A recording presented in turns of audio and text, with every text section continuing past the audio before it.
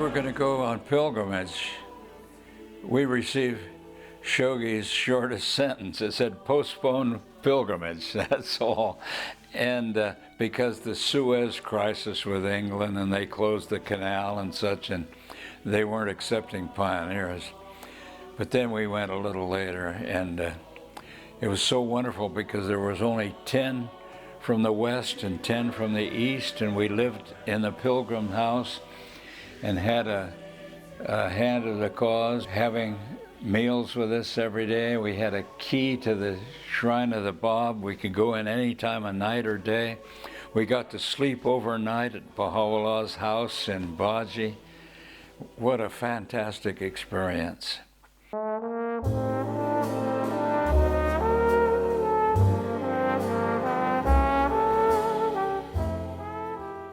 I had done everything in Hollywood, and so we decided one day we were going to sail across the Pacific Ocean and visit Baha'i friends on all the different islands. We were going to sail around the world, but we got stuck in New Zealand. 1, 2, 1, 2, 3, 4.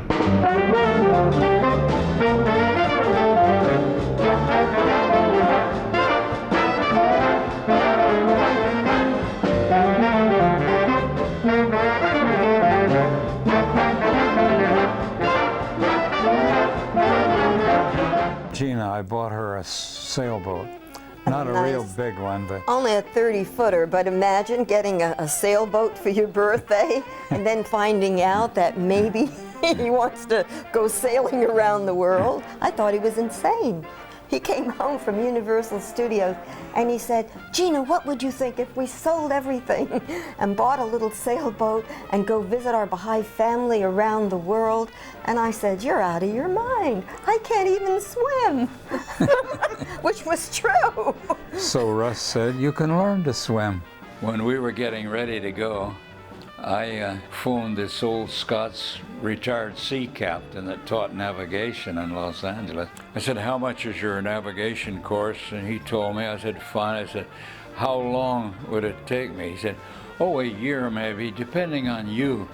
I said, I'm leaving in 9 days.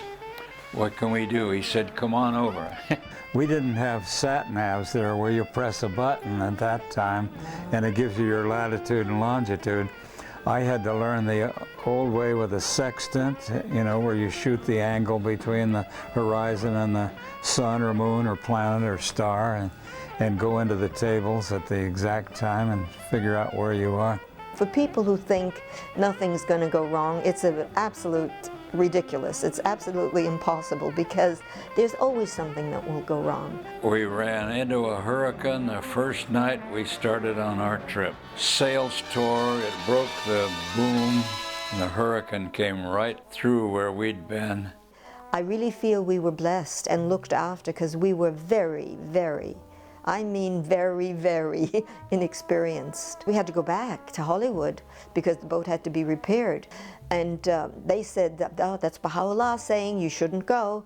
And I said, no, that's Baha'u'llah saying, are you sure you want to go? I think he tested us at the very beginning to let us realize, hey guys, it ain't gonna be all moonlight and roses out there. And I think that was very good, because it made me realize it wasn't going to be just a piece of cake. We were really green. We learned on the job. You have to be either very brave or a little crazy to go across the ocean in a small sailboat. Well, our very first maiden voyage was in June '66. Our boat had just been finished. We had just named her the Dawnbreaker with a very beautiful ceremony.